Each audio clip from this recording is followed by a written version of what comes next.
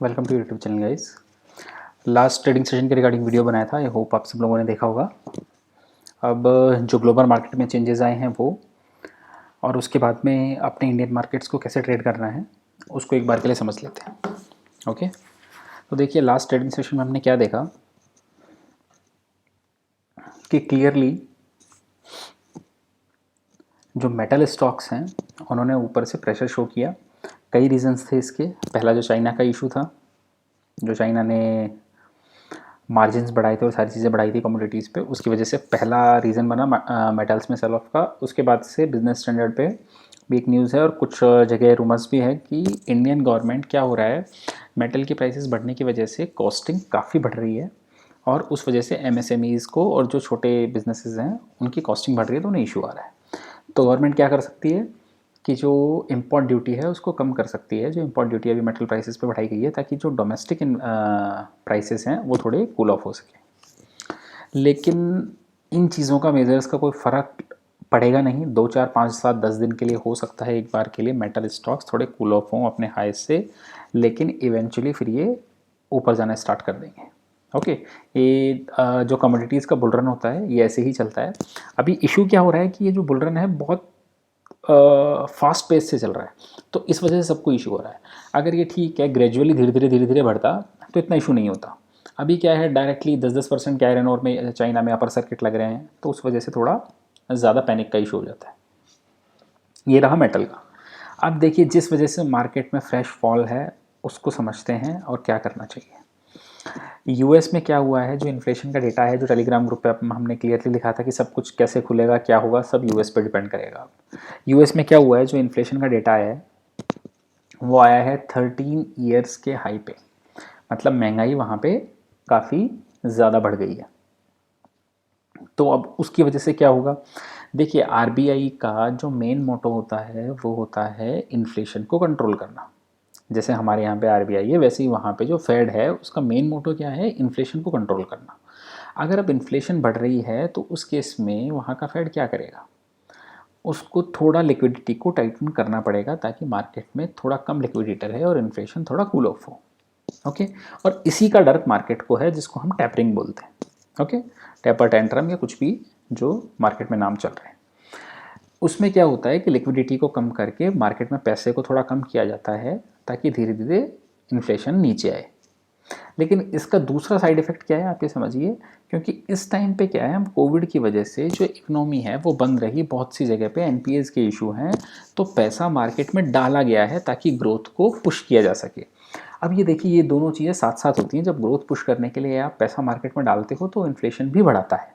Okay, और यही बहुत अच्छे से मैनेज करना सेंट्रल बैंक्स का काम होता है कि इन्फ्लेशन भी ज़्यादा ना बढ़े और ग्रेजुअली ग्रोथ भी बढ़ता रहे।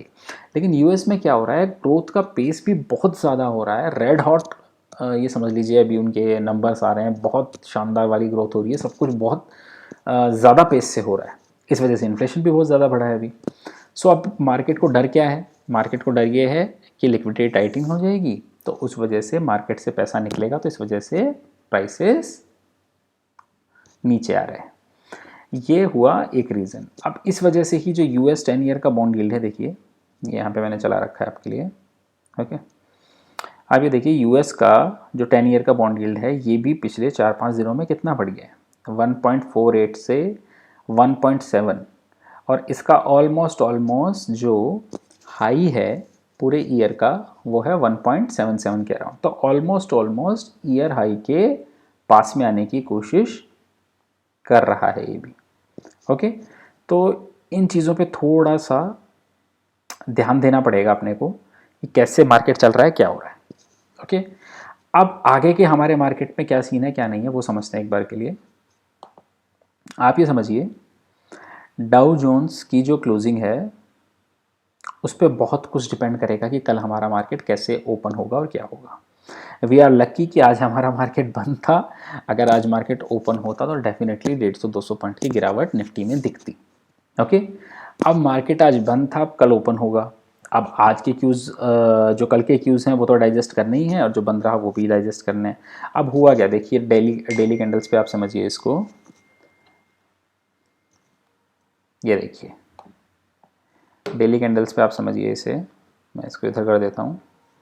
यहाँ से फॉल स्टार्ट हुआ, यहाँ पे सपोर्ट लेना चाहिए था 34,000 के आसपास में डाउ को सपोर्ट लेना चाहिए था, लेकिन हुआ क्या कि डाउ वहाँ से काफ़ी ज़्यादा एक बार के लिए नीचे आया।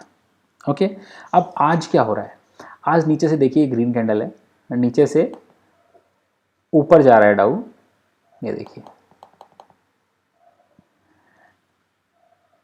अब जो सारा गेम है वो सारा गेम है इसका कि ये क्लोजिंग कहाँ पे होती है, और कल हम इस बात पे डिपेंड करेगा हमारा ओपन होना कि आज मान लीजिए अच्छी क्लोजिंग हो गई, लेकिन कल डाउ फ्यूचर फिर से नेगेटिव दिखता है मॉर्निंग में, तो वीक स्टार्ट होना तय है। ओके, अब देखिए इसमें एक चीज़ समझिए कि हो क्या रहा है डाउ के चार्ट पे। ये कल का ब्रेकडाउन है। ओके, ये कल के ब्रेकडाउन का, ये जो कल का ब्रेकडाउन है, जो मेजर ब्रेकडाउन आया डाउ में, उसमें वॉल्यूम कैंडल्स बहुत ज़्यादा नहीं है। जो आज राइज है वो ज़्यादा अच्छे वॉल्यूम से हो रहा है as compared to yesterday breakdown. इसका मतलब ये है कि जब ऊपर जा रहा है तो पुश अच्छा मिल रहा है। देखिए ये जो इशू है ना इन्फ्लेशन का, ये भी चलेगा 5-7-10 दिन, उसके बाद फिर एक ऊपर का मूव आएगा। ओके, क्योंकि अभी हम सेकुलर बुल रन में है लास्ट टाइम। लेकिन देखिए इस चीज़ को ऐसे नहीं छोड़ सकते कि लास्ट टाइम जब ऐसा हुआ था तो डाउ 7 to 8% करेक्ट कर गया था 3 से 4 दिन में। ओके, सो अब ये डिपेंड करेगा डाउ की क्लोजिंग पे। तो बाहर के जो क्यूज़ हैं वो हमारे लिए हो रहे हैं नेगेटिव। अब आप ये देखिए कि इंडिया में क्या हो रहा है, इंडिया का डेटा कैसा आ रहा है। इंडिया का इन्फ्लेशन का डेटा आया कल, बहुत ही अच्छा डेटा आया, आरबीआई के एकदम कंट्रोल में डेटा आया। इंडस्ट्रियल आउटपुट का डेटा आया, बहुत ही अच्छा डेटा आया, उसमें भी कोई इशू नहीं। कोविड के केसेस पीक आउट कर रहे हैं, ये दिख रहे हैं। एक इशू है वैक्सीन्स का, तो शायद आई होप कि सेंट्रल गवर्नमेंट उसको सॉर्ट आउट कर ले जल्दी, वो पता नहीं कब कैसे हो पाएगा। लेकिन हमारे मार्केट्स में आप देखेंगे तो पिछले 2 से 3 महीने से हम लोग क्या कर रहे हैं, हम लोग अंडर परफॉर्म कर रहे हैं ग्लोबल मार्केट्स को। ओके, सारे मार्केट्स ऊपर जा रहे हैं, हम वहीं पे घूम रहे हैं हमारे कोविड केसेस की वजह से। ओके, अब क्या हो रहा है, हमारे डोमेस्टिक क्यूज जो हैं वो धीरे धीरे ठीक हो रहे हैं, लेकिन अनफॉर्चुनेटली ग्लोबल क्यूज खराब हो रहे हैं। अगर ग्लोबल क्यूज ठीक होते तो शायद हम बहुत अच्छी रैली देखते। सो अब ये जो टसल है ये चेंज हो गया है ग्लोबल वर्सेस डोमेस्टिक के बीच में।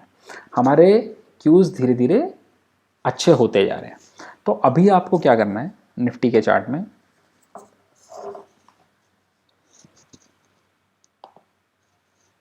ये हमारा निफ्टी का चार्ट है, मैं डेली कैंडल खोलता हूँ इसका। देखिए अभी भी हम कंसोलिडेशन में ही हैं। ये मैं आज इन्वेस्टिंग पे इसलिए दिखा रहा हूँ क्योंकि मेरे को उसको डाउ की आपको वॉल्यूम कैंडल्स दिखानी थी। ओके, अभी भी हम उस कंसोलिडेशन के रेंज में ही हैं। तो अभी क्या करना है, सिर्फ और सिर्फ हेजिंग के थ्रू प्ले करना है और साइड लाइन पे बैठ जाना है। साइड लाइन पे क्यों बैठ जाना है, आप ये समझिए, यूएस मार्केट फॉल हो रहे हैं, हम सबको पता है, तो जो फेड के चेयर हैं उनको भी पता है। और यूएस में हमारी गवर्नमेंट की तरह नहीं है, अगर स्टॉक मार्केट गिरते हैं या कुछ भी होता है तो वहाँ की गवर्नमेंट बहुत रिस्पॉन्सिव होके एड्रेस करती है उन चीज़ों को और क्लियरिफाई करती है कि वो आगे क्या करने वाले हैं। तो अब सब लोग इस चीज़ पे फोकस किए हुए हैं कि आगे का क्या स्टेटमेंट आता है, क्या बोलते हैं। ओके, कि यूएस फेड बोलता है ये चीज़ कि ठीक है इन्फ्लेशन हाँ हमारे रेंज के बाहर जा रहा है, लेकिन हम इन्फ्लेशन का थोड़ा और डेटा देखना चाहेंगे। हो सकता है ये वन टाइम जंप हो और इन्फ्लेशन का हम और डेटा देखना चाहेंगे, उसके बाद डिसीजन लेंगे। या फिर हो सकता है फेड बोले कि इस टाइम पे ग्रोथ प्रायोरिटी है, तो अभी हम चाहे इन्फ्लेशन हमारे रेंज के बाहर चला जाए लेकिन फिर भी हम इंटरेस्ट रेट को इंक्रीज़ नहीं करेंगे। तो एक वो स्टेटमेंट का वेट है। अगर मान लीजिए ऐसा कुछ पॉजिटिव स्टेटमेंट आता है तो फिर से शार्प रैली दिखेगी, सब कुछ पॉजिटिव होगा। और मान लीजिए अगर फेड बोलता है कि नहीं इन्फ्लेशन बहुत बाहर जा रहा है और अब हमें टाइटनिंग करनी ही पड़ेगी। टाइटनिंग का मतलब अभी नहीं है कि हम अभी से टाइटनिंग स्टार्ट कर देंगे, 2022 से स्टार्ट होने वाली है, टाइम है अभी उसमें। लेकिन मार्केट मैंने कहा कि फॉरवर्ड लुकिंग होता है तो पहले ही उन चीज़ों को डिस्काउंट करके चलने लगता है। सो ये एक फेड के स्टेटमेंट पर डिपेंड करेगा, हमारे क्यूज सुधर रहे हैं ये ध्यान रखिए। अब जैसे ही ग्लोबल ठीक होगा हम रैली देंगे, लेकिन अभी हम एडवाइस करेंगे कि आप साइड लाइन्स पे बैठिए। अभी ज़्यादा फैंटम बनने की ज़रूरत नहीं है मार्केट में, मार्केट बहुत वॉलेटाइल है। और ये जो ग्लोबल टैपरिंग वाला इशू होता है ये एक एक दिन में मार्केट को 5-5, 6-6% गिरा सकता है। ओके, थोड़े दिन 2-3 दिन देखते हैं कि फेड क्या इस पर कमेंट्री लेता है। आज के मार्केट को देख के लग रहा है कि जो जॉब क्लेम्स के डेटा आए हैं वो फिर से ठीक आए हैं, तो उसको देख के लग रहा है कि शायद इंटरेस्ट रेट सही है और राइज नहीं होने चाहिए। ओके, सो अभी आपको साइड लाइन पे बैठना है, अभी कुछ नहीं करना है। जो करना है आपको हेजिंग के थ्रू ही करने हैं, नेकेड पोजीशन में नहीं जाना है। अकाउंट खाली हो सकता है, ध्यान रखिएगा, क्योंकि ये लिक्विडिटी का जो इशू होता है ये बहुत क्रिटिकल इशूज़ होता है मार्केट के लिए। ओके, सो साइड लाइन पे बैठिए। आज स्टॉक इसीलिए डिस्कस नहीं करेंगे क्योंकि इंडेक्स का डायरेक्शन अभी क्लियर नहीं है। डायरेक्शन क्यों क्लियर नहीं है? क्योंकि हमारे क्यूज़ पे, हमारे डेटा पे, हमारे चार्ट पे कुछ डिपेंड नहीं कर रहा है, सब कुछ डिपेंड करेगा यूएस मार्केट्स पे। ओके, तो थोड़ा वेट एंड वॉच के मूड में रहते हैं और कैश को होल्ड करके रखते हैं, ताकि जैसे अगर करेक्शन आए तब डाल लेंगे, या फिर बेटर है अगर ऊपर जाके हमें एक अच्छा ब्रेकआउट मिले तो सबसे बेस्ट रहेगा। ओके गाइस, सो थोड़ा सेफ प्ले कीजिए अभी। सो आई होप आपको वीडियो सही लगा होगा। अगर अच्छा लगा हो तो लाइक, कमेंट और शेयर कर दीजिए।